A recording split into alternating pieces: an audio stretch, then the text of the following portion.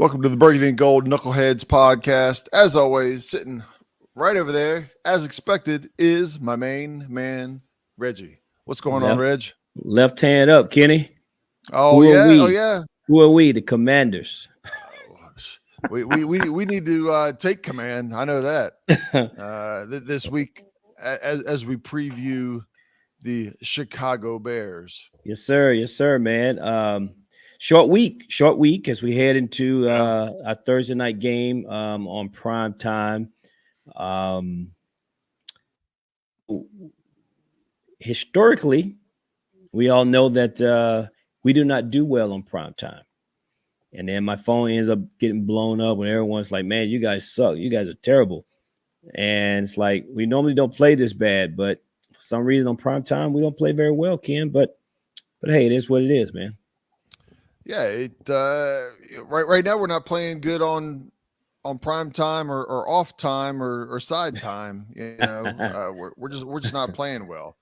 We did see some improvement last week, but still, when it came down to the end there, and we had our opportunity to win, the rug got pulled out from under our feet because we got behind. We did. But it is what it is, man. But so I know there's probably some folks that are probably wondering here. We had a schedule conflict with our special guest, Miss Jen Leno, and so we apologize for that situation. We will still have her on, but if you follow her on social media, follow her on social media, you know she's had a lot going on, and so we kind of had a schedule conflict. But so we apologize for that. We were looking forward to it as well, but we will have her back on. So I want to go ahead and address that while we were on the front of this. So you got to kind of deal with the two knuckleheads at this point, guys. We're gonna do what we normally do here. Yeah, and if you don't follow Jen Leno, she is a good follow. She talks, talks family. She does talk football. And she communicates with the fans. Yeah, she's very active with on social media with a lot of the Commander fans. So again, if you're not a fan or if you're not following her, I'm sorry, on Twitter, reach out and follow Jen Leno. But as I said, kind of rolling back to Chicago, and one of the reasons why we wanted Jen on was, as for those of you that don't know, Jen grew up as a Chicago Bears fan, married Charles Leno when he was with Chicago. And so there's that connection, and us playing Chicago this week, it should have been a good interview if things would have worked out. And that was kind of the angle on that. But we rolling into Chicago. Chicago is 2-3, one game better than Washington at the moment. I did not know that. Did not know that, Ken. But they are, their wins. They had started off this season with a win against San Francisco, and then they lost to Green Bay, New York Giants, and Minnesota. Their only win since opening week was against Houston. So they are definitely struggling. While they do have one more win, they are struggling just like Washington is at this point of the season. Okay. Well, so what does that mean for us? What does that mean for us, Ken?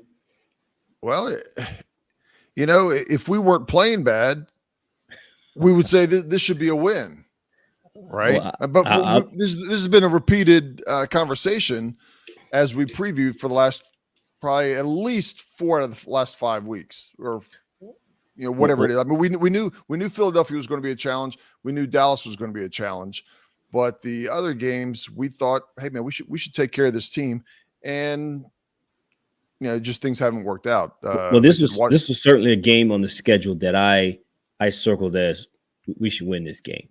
Absolutely. But at this point, the way we've played the past 4 weeks, there's no game on my schedule at this point where I can go, you know what, we can win this game. I agree. There's no easy win. There's no easy W. I don't think we'd be favored in many games at the rate in which we're performing. So, whereas this was supposed to be what I would have felt was an easy game to go up to Chicago in prime time and kind of show the world what our offense looks like with Carson Wentz and those wide receivers. again, based on what we had anticipated coming into the season, man, this is supposed to be kind of, in my opinion, kind of a coming out party for us on prime time. Right. The Bears organization is a team that's rebuilding. And for me, I would have felt like, hey, we should be able to whoop these guys, and we need to show the rest of the world just how good we are, because we should dominate Chicago, and we will dominate Chicago. But I feel completely different about this game. I'm not even 100% sure that we beat Chicago, because we could go up here to Chicago at Soldier Field and end up beating ourselves. And so with that being the case, man, I'm we'll save it for what our number is down at the end of this. But this is not a foregone conclusion that I think that we win this game. I don't disagree. I think the idea of beating ourselves is definitely possible.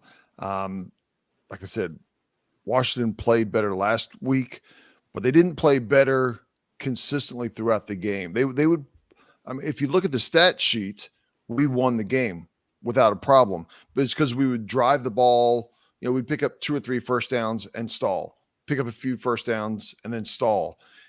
And, or we would do things of a sack or a penalty, because I think I mentioned we had 9 penalties last week, several sacks, a few things like that at the wrong times are just, they just crush you.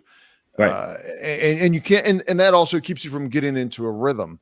I think that if Washington, again, can play a cleaner game, I think we'll be okay. I think we'll as we're getting into the fourth quarter, we'll look at it and go, this is the team that we should expect. I'm not saying we're going to be, kicking butt or whatever, but if we stay out of our own way, I think we'll do okay this week.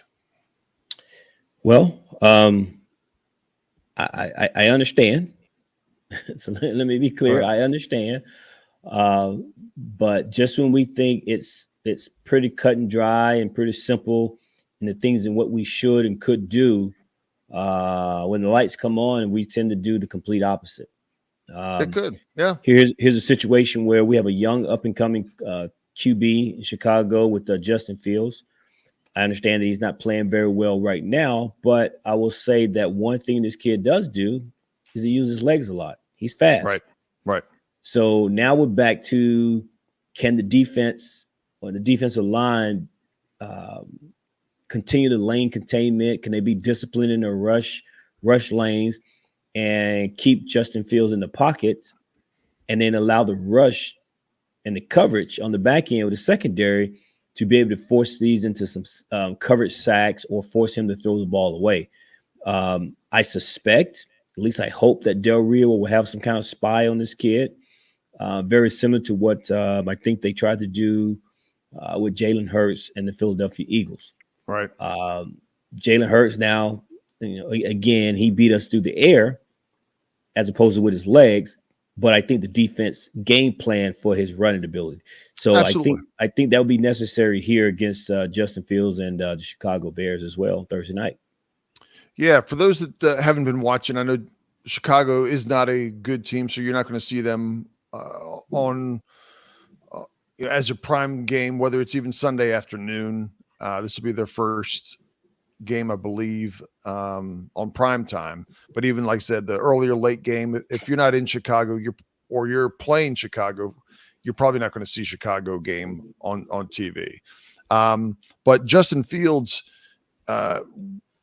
he has only thrown over 200 yards one time this year out of 5 games.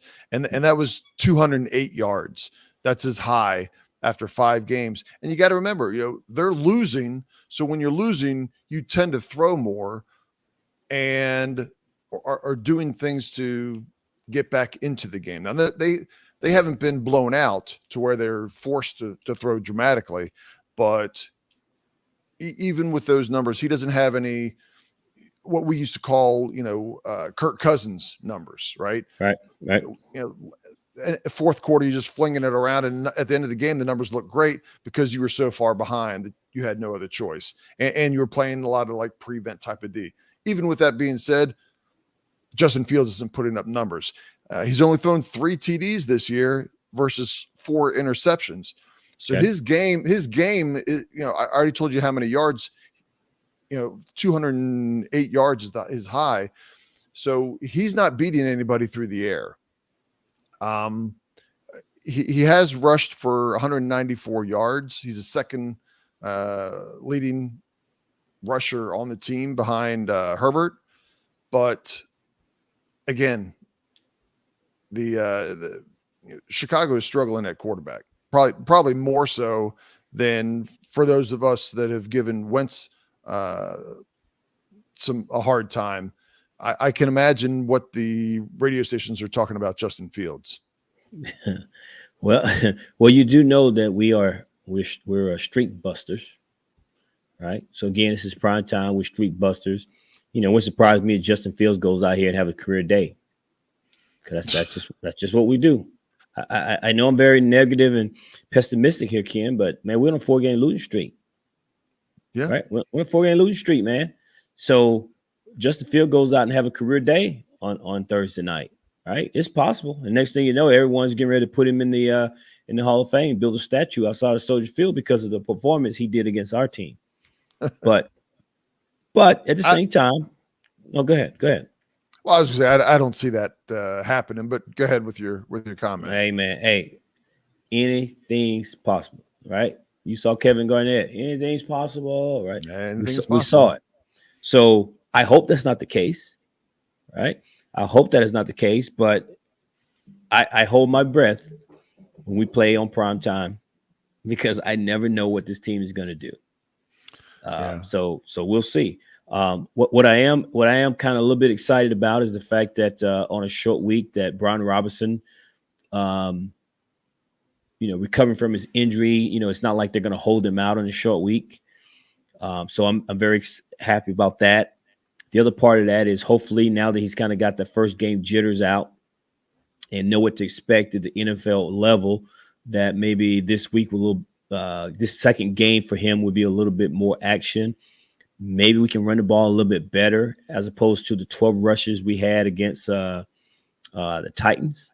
And maybe what we do is we make this we control the time possession and we basically have the ground control and just run the ball up and down the field on these guys. And of course take some big shots, down the field as well. But maybe this is a game where our running backs step up and show the world that we can actually run the ball here. Yeah, I'm interested. I mean, obviously one of the things we've been most critical with is the game plan that Turner has put together and how he's playing, how he's calling plays at certain times, doing things to negate a rush. Again, Washington did better last week, but until Washington is able to handle it on a consistent basis, teams are going to keep on coming at us, whether it's with their front four. If they need to throw in 1 or 2 other blitzing, they're going to do it until Washington figures out how to beat it. And I'm interested to see what Turner comes up with this week. Again, I've been very critical. I think just about everybody has been critical. I've been more critical of Wentz than some people. Some people have been more critical of the offensive line. Everybody has been critical of Scott Turner.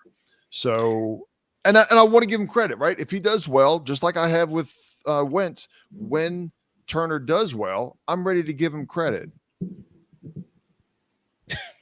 I'm just waiting for it. I just waiting for it. And I did give him credit. Actually, after the initial game against Jacksonville, I liked a lot of his play calling. Everybody gave him credit. But it wasn't just winning the game. He did mix things up. The way he was using Curtis Samuels, if you remember, and Dotson and a few other things. Why we aren't doing some of those things again, the next 4 games, I don't know. Well, I'll tell you. First of all, everybody was ready to give out kudos, right? It was kudos. You get a kudo. You get a kudo. It was the offensive line. It was the defense. But we identified issues that it wasn't the perfect game by any means. I get it, but that's fine. But we put up 27 points or whatever it was, and everybody was just throwing out kudos to everybody. You know what? hey man, this is our year, week 1, and woo boy, Scott Turner, we glad we got him. Everything was good, right? You're exaggerating some, but go ahead. No, hey man, it wasn't the Knuckleheads. It wasn't the Knuckleheads who was doing that. Hey, we were celebrating, man. Everybody, we're celebrating, yeah. Good job, Ron. Good job. We forgot Jack was even the defensive coordinator, man. Everybody was happy. No, kudos around around. We gave Jack is who we were giving grief at that time of the season, right? Jack Del Rio, he's not catching any grief now. Hey man, kudos to everybody. Because the offense is doing so bad. Kudos to everybody, Ken. But then what happened is the offensive line started having some issues, and once that started happening, I don't know what happened to Scott. I don't know where the guy is from week 1, man. The guy that called plays against Jacksonville, the guy we was giving all the kudos to. I don't know what happened to him, because right now everybody wants this guy gone, want him fired, out of DC. And I've been very critical of Scott. I don't see any creativity, and I'm not going to go ahead and beat that horse anymore. But unless against Chicago, he goes and does some of the same things again. But yeah, Scott Turner, man, you got to be able to scheme this open. You got to be able to scheme your guys open. You got to be able to scheme up some things to get this offense going, man. And we can't be remiss to talk about how the honeymoon is over with the coaching staff. Absolutely. The whole staff. Yeah. Everyone, all the fans, everything is like, hey man, you told us a 5-year plan, and year 3 we should start to see some results. And here we are, year 3, and we're 1-4, man. We're in a hole. Right. Almost buried by some standards. But we're in a big hole. And so with that being the case, people are asking questions, and rightfully so. And so we, again, to talk about the big news that happened was, the media asking Ron questions. And I said it on social media, man, you're 1-4, brother. You ain't got no room to have an attitude. You need, like your grandma used to tell you, need to fix your face. You sit up here at the press conference with your arms folded, your eyes bucked out your head because you want to be with an attitude with everybody. You ain't got no room to have no attitude, Ron. He's feeling the pressure. He's feeling the pressure. You sold, and that's what I'm getting at, Ken. But you sold us on this. You told us to be patient. It won't happen overnight. Year 3, we should start to see the results. And then now people are asking you about the results that we're not seeing, and you want to get an attitude? No, homeboy, it doesn't work that way. It all starts and ends with you. So therefore, you need to be able to sit up there and be accountable for the decisions that you're making. And when people are asking you about them, you have the audacity to get an attitude? You got to be kidding me. Yeah. Who else are we supposed to ask? Oh, you're the head coach, Ron. And then when the people ask you, you want to be a little shitty and little short with people and give a little snazzy attitude and little quick answers to the point that it got him in trouble. That's how he ended up. He was trying to be quick with it and get his guy attitude when they asked him about why the other teams are doing better in the division, and he said quarterback. Right.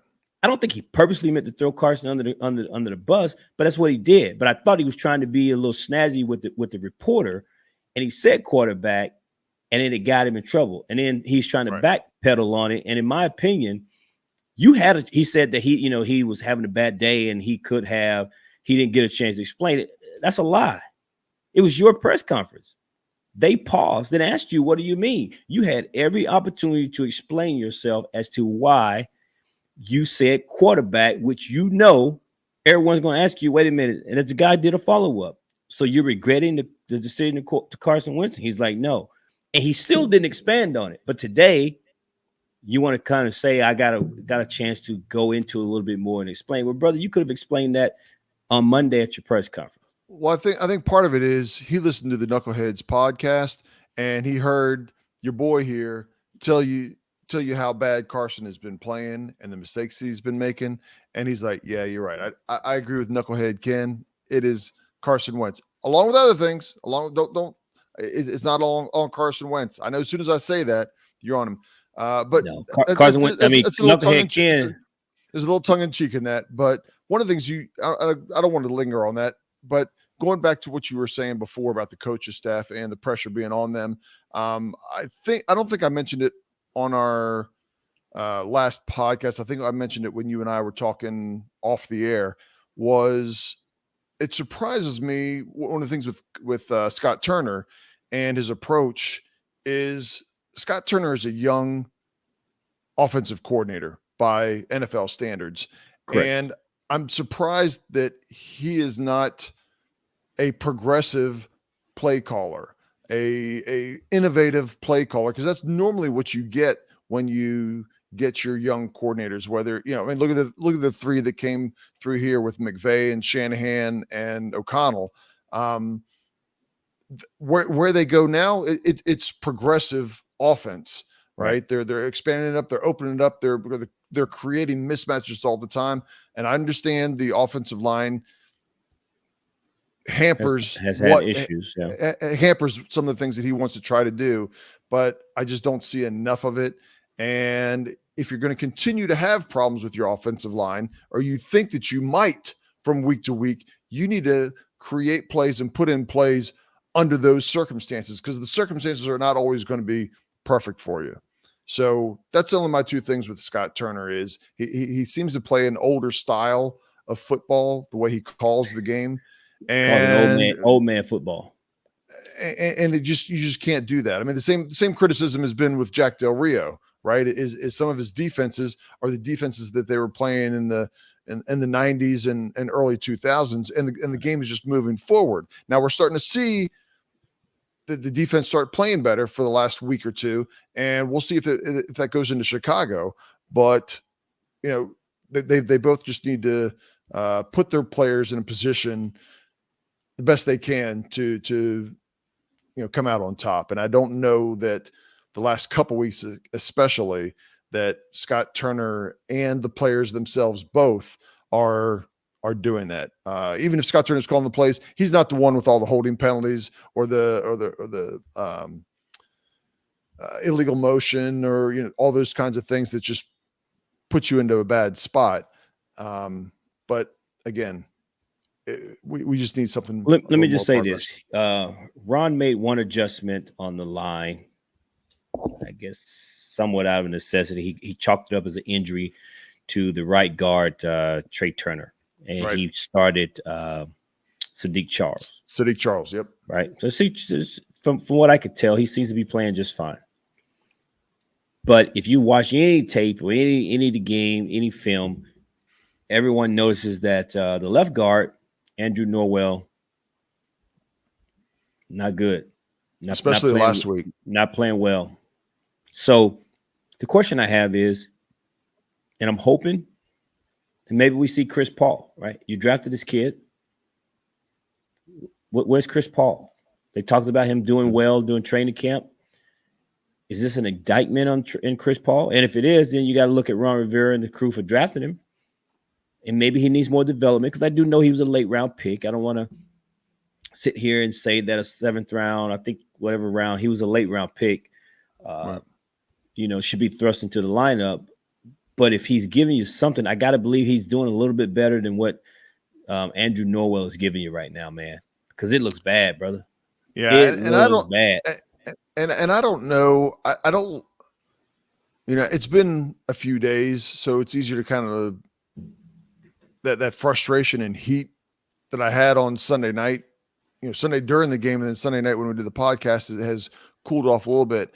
But when you watch some of the tape of how Norwell just mowed over. I mean, it was like an adult, playing against a middle school player on some of those plays, that I find it hard to believe that Norwell is as bad as he was on a handful of plays. I mean, you are what you are, right? I'm not trying to get around that, but it's a matter of hard for me to believe that he's going to consistently be that bad. And if he is, yes, somebody else needs to be ready to step up and take that spot, because there's opportunity, right? There is 100% an opportunity for somebody to take a starting job, get that next paycheck, because Norwell's a 1-year contract, right? You come in and are able to take that spot and go get your next contract, because Norwell's towards the end of his career anyway. Yeah, I think Norwell stole some money.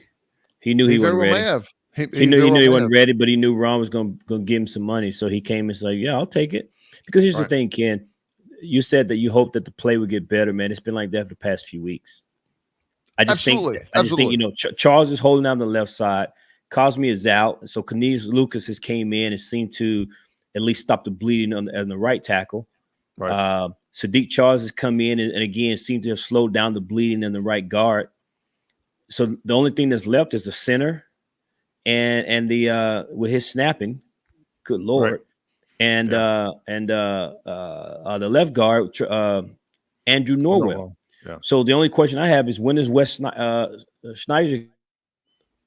Schweitzer. God, I'm just tearing this boy's name up. Yeah. But we know him, Wes S.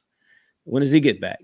Yeah. You know, hopefully he can come in and give the center something or plug him in at left guard or something, man. But they need to really slow the bleeding down. And I think if we can give the protection, improve the protection, and then I think that we can see our offense at least get back to looking like the offense, looking like a productive NFL offense. I should say that. Right. I don't disagree. I don't disagree. Yeah. Yeah, I'm just kind of looking to see if there's anything else we need to cover dealing with Chicago. I got nothing else in terms of the Bears. I mean, the only other thing I would like to see this week is, as far as like, I know we didn't necessarily do keys to the game or whatever, but I would like for us to get on the positive side of the turnover ratio early. A big turnover, a big sack, a sack strip.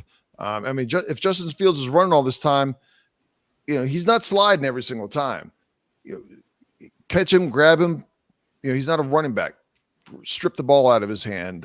We know he's not the most accurate passer, and he's not a big guy either. He's not that big of a guy. So put that rush on him.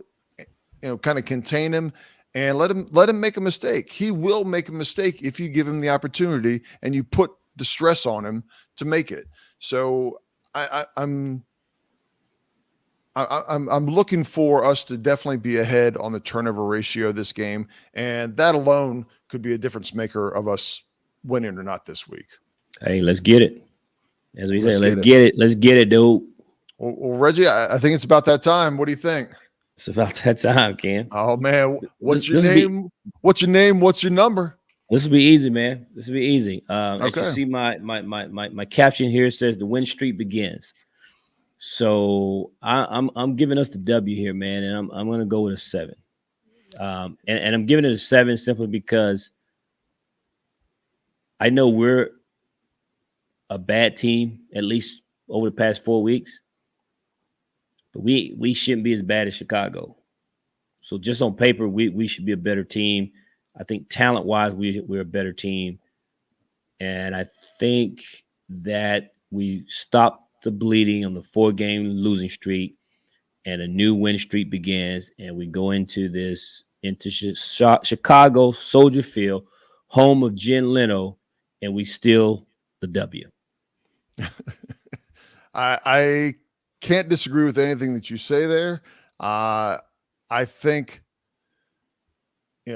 Thursday night, if we do not walk away with the win, we will have at least bare minimum top 5 draft pick next year. If we're not able to beat Chicago, Chicago is a bad team. We've said that about a couple of the other teams, but Chicago is a bad team. I too, Reggie, I already had my number locked in my head. I too am at a 7. Hold on, 7.1. I gotta be higher than Reggie on this one. You going to 7? 7.1. I got to be higher than you. Wow. Even with everything we've seen the last 4 weeks, I had to make sure I heard that right. Hang on. Improvement. Yeah, I understand. My man microphone. got a 7. Yeah, let's check the microphone. 1, 2, 1, 2, 3. Okay. All right. Yes, I'm giving it a 7.1 just so I can be higher than you on this week. That's fine. And you know what? That's fine as long as we get the win. I think absolutely. We touched on it. I think again, protection should be key. I would dare say, looks like the defense has made some adjustments, and I don't know what all they are, but they seem to be playing better. And again, I just think just naturally we're a better team, we're a better talent than Chicago. And I know you still got to go out there and play the game, man. I get it. Absolutely do. You absolutely I get it. But to your point, there's no reason we shouldn't win this game, and if we don't, I don't even want to think about it, man. I don't even want to think about it. So I'm going to end this on the note that I'm giving it a 7 on the confidence level that we win this game, brother. Still the W in Chicago. Right. For those that are listening on the on YouTube, you can see scrolling across the bottom earlier. I'll change it back here, but you can reach us on Twitter. If you're listening to us on audio, please reach out and catch us on Twitter at DA2 Knuckleheads, and that's us. Yeah, and interact with us. If we throw something out there, we always appreciate the heart that you like it, but throw in a comment. Throw in something that you agree with us, you disagree with us, you just have a totally different random view. Start that conversation. Tell Reggie he's wrong. Yeah, I don't claim to know it all, so tell Reggie he's wrong. If he's wrong, he's wrong. Yeah, I can accept being wrong. We all do. You better help explain me why I'm wrong though. You better have a good reason. Because I feel pretty good about what I'm saying, and when I say it, I feel pretty good. I got some data used to back it up, except for when I say our tight ends collectively got 10 catches. I was wrong. Ken was right on that. Your boy was wrong.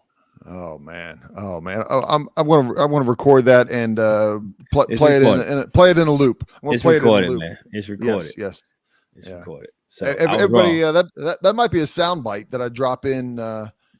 Moving forward all the time. Because now you're going too far, Ken. I am going too far. I'll tease it. I know. We're all good here. But let's get this W on Thursday, man. That's all I got. Ken, you got anything else? No, that's it. Until next week, Reg. Until next week. Peace out, y'all. Peace out, Knuckleheads. Because left hand up with the Commanders. Commanders. You need to move past that song, ladies and gentlemen. I might have to edit that part out. Peace out, y'all. Peace out, Knuckleheads.